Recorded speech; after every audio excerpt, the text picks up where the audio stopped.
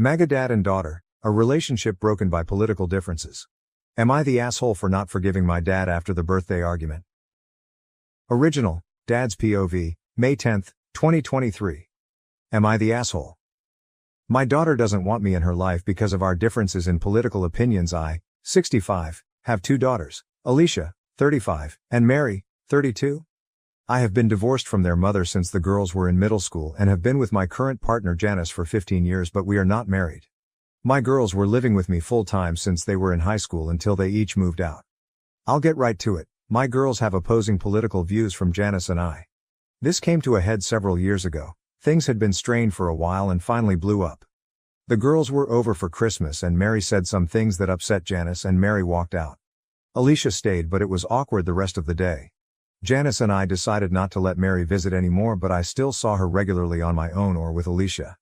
A year or so after that I took Alicia out for breakfast on her birthday. We had decided not to talk about politics anymore because we don't get along. Well, there was something upsetting on the TV and the restaurant was empty except for us and another couple, and I made a comment about it and Alicia just started ranting. She wouldn't stop even when I told her to because she said I was the one who brought it up. The man at the other table agreed with me and started getting upset, saying what Alicia was saying was stupid and that she should shut up. I agreed with him. Yet another day ruined, I guess, so I just walked out. I told her happy birthday before I left.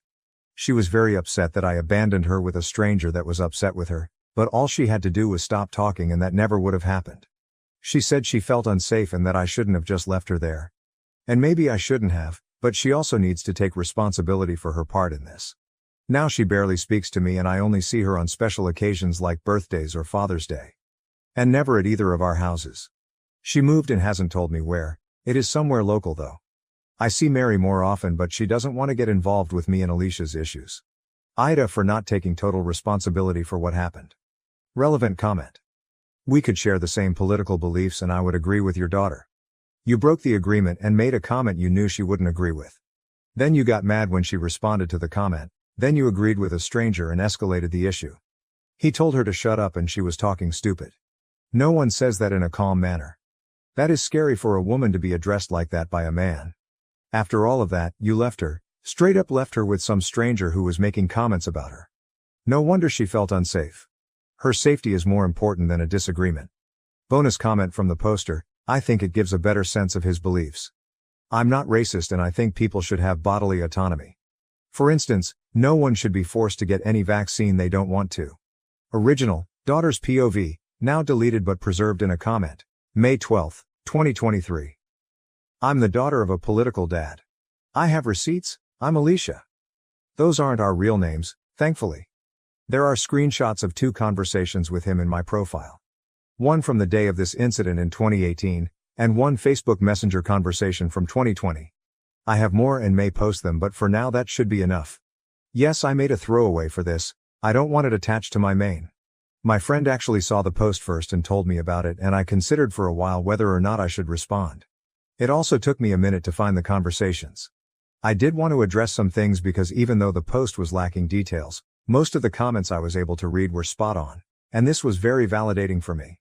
As most of you guessed, yes, he is a Republican Trump supporter and I'm progressive. And yes, we are in the US. This was pre-COVID, he came out as an anti-vaxxer during the pandemic. Janice is horrible, lol. On the outside she seems sorta okay, but she's all about manipulation and control. If you aren't wholly grateful for every little thing she does, she employs guilt trips. She's definitely the respect your elders type.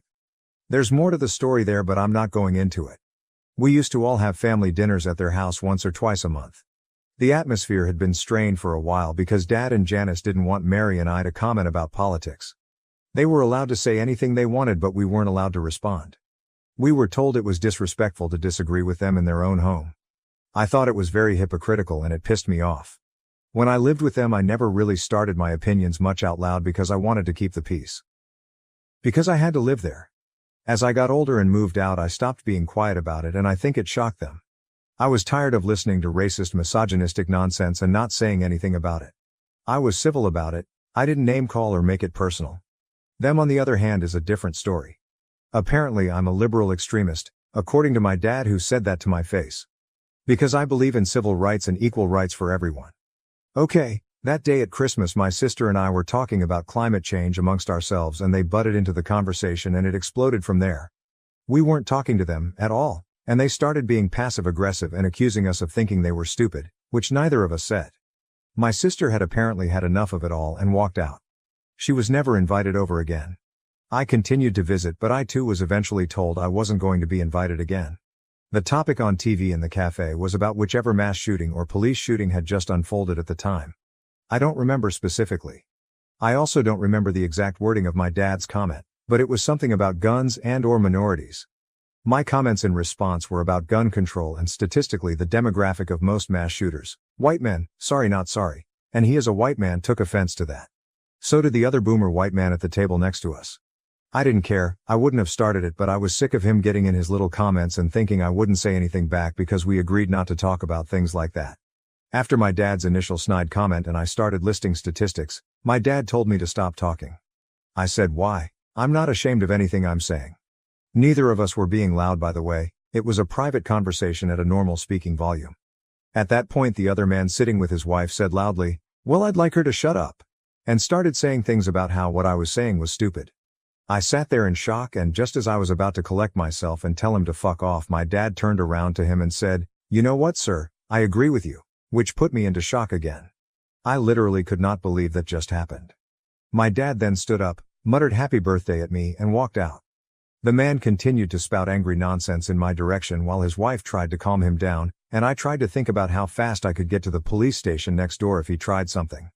I sat there for a few minutes in shock and his wife came over to me and started apologizing profusely. I eventually left too and tried not to cry on my way home. Not that it matters a whole bunch, but we drove there separately and had paid for our food already. So he didn't leave me without a way home and didn't stick me with the bill. Ever since I started speaking up about my opinions, my dad has been very patronizing and condescending. It's funny though, because even then at first when we'd debate something we would be civil and I could get him to listen to me. I even got him to indirectly admit that he's pro-choice once during a conversation. He doesn't identify as that, but when we spoke logically and reasonably about it he admitted that at least in some situations abortion should be allowed. I said congratulations, that makes you pro-choice. And he didn't have anything to say to that, lol. I think it's the buzzwords and the faux news that's really tripped him up, and it's unfortunate. He and Janice live very much in their own little fantasy land and don't like being reminded that it isn't real. They've stopped going to family events partly because of this and partly because of Janice's medical condition. And I think partly because no one likes her. I already turned off messages and I don't really want to be responding to a bunch of comments. I might turn them off altogether at some point if that's an option, but we'll see how this goes. This has already gotten way more attention than I'm comfy with, but I didn't want to leave everyone hanging. There were some really insightful comments that gleaned a lot of truth without knowing the full situation, so I wanted to give some closure. And also to say thanks, this has helped me a lot. As for what I'm going to do about it in real life, probably nothing, because I'm pretty much done trying to do anything but keep up a surface-level relationship. Once in a while he tells my sister he misses me, as if he doesn't understand what happened. We've had so many conversations about this that if he doesn't get it by now he never will, and I'm done trying. If you're wondering why I don't just cut him out completely, I'm not really sure myself. I guess I just don't have it in me right now. OP's receipts. Transcript, dated November 3, 2018.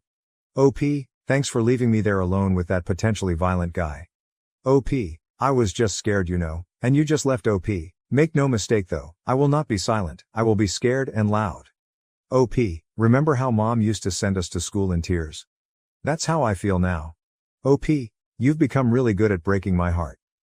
OP, I told you I'd been censored, harassed and censored in the past and you didn't say anything close to "I'm sorry that happened to you."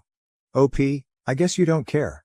I'm sorry you don't want to have a relationship with me because we don't agree on things. Dad, if you still want to talk, it will be in person and in private. OP. G, censored name. I'm sorry you feel like that. I didn't mean to make you feel sad or abandoned. Is that what you meant? OP. Right, well I get that you're at work and this isn't the best time. So you just let me know when you're ready to treat me like a human. 6:38 p.m. Dad. Do you want to talk? OP. Not tonight. Transcript, dated October 28, 2020. Dad. You know, you can reach out too. I haven't heard from you, so I figured you wanted space for whatever reason. OP. I want space. What's there even to say? I'm not allowed at your house, you don't want to come to mine. You actively avoid family gatherings. You abandoned me on my birthday in a public place with a strange man who was yelling at me after you took his side a few years ago. That was what made me start seeing a therapist. BTW. You bring up hypothetical situations where we'd be on the opposite sides of a hypothetical civil war for no other reason than to divide us, I guess. You've made it very clear that your politics are more important to you than I am. I get the very clear impression that you don't want me in your life, so I'm not trying to be anymore. Dad. So you're good as is? OP. If that's going to be your response to all of that, yeah. Dad. Okay. OP.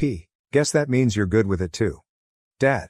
I'm not going to push you into anything you're not good with.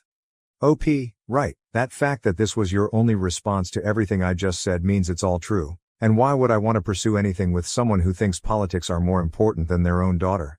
Someone who betrays her and then abandons her in a scary situation. Dad. Sad it's come to this.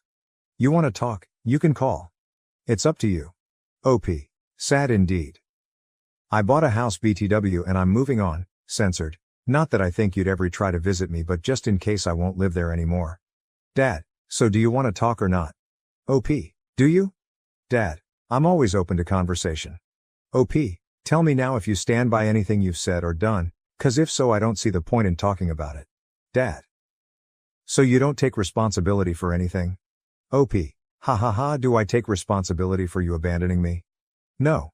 For not being allowed at your house? The reason being because you and Redacted wanted to talk about politics but wanted to prevent me from saying anything. No. For you not wanting to come to my house? No. For you avoiding family gatherings in general? No. For you loving your politics more than me? No. Do I take responsibility for having my own opinions and deciding that I won't stay silent anymore? Sure. But you didn't like that. You liked it better when I just shut up and you could say whatever you wanted. It's never going back to that. If you do or say something shitty, I'm going to call you out on it and hold you accountable.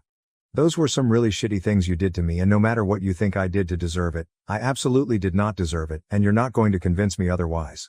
Dad. Wow. Dad. Well, congratulations on your house, and I really do hope things go your way. I hope you continue to be well. OP. Same to you. New update. Daughter still. Jules. 20, 20, 23. Check my profile for the history. But basically I found a post from my dad complaining that I barely talked to him and posted here to give the missing reasons. I'm deciding to go no contact with him because of texts he sent me this morning. Screenshots in my profile. It speaks for itself, but the summary is he sent me a photo of him and Janice meeting Mike Pence, which that's fine by itself, I don't care, but he's decided to rub it in my face knowing I don't want to hear about it. Then he tried to gaslight me by saying he sent it to honor Mike Pence's wishes, and that it's a positive message. I told him not to contact me anymore. I don't need this nonsense in my life. Honestly, it's thanks to these posts and Reddit that the decision to cut contact was so clear to me, but I have to admit I'm shaking as I write this. It's obviously not the outcome that anyone wanted. OP's receipts. Part 2. Transcript. Dated July 20th, 2023. Dad. Image of 3 adults posing for a picture. Former Vice President of the United States. Mike Pence is in the middle. The 2 adults on either side of him have their faces censored and are labeled as Dad and Janice. Dad. Mike said to say hello and best wishes to my children. OP, I need you to tell me why you sent me that. Dad. Honoring the man's wishes. OP, did you think at all about how I would react to it? Dad. To a positive message. Dad. I guess that won't happen again. OP, it won't, but not for the reason you think. You know we don't agree on politics. That's what sparked the incident that led me to go low contact with you. I've told you how that day made me feel, but you never understood. This proves that at the very least you still don't understand. It's childish. I was willing to keep up some sort of relationship with you as long as you didn't do anything malicious, but you just can't help yourself. You sent this knowing full well that I would not like it. Then you tried gaslighting me about it being for his wishes or that it's a positive message. I can't do this anymore. I don't need someone in my life just trying to get a rise out of me. Especially my own family. Do not contact me anymore. I'm done. Thank you for watching. If you haven't subscribed yet, please do so and hit the notification bell to stay updated with more shocking real-life stories happening around you.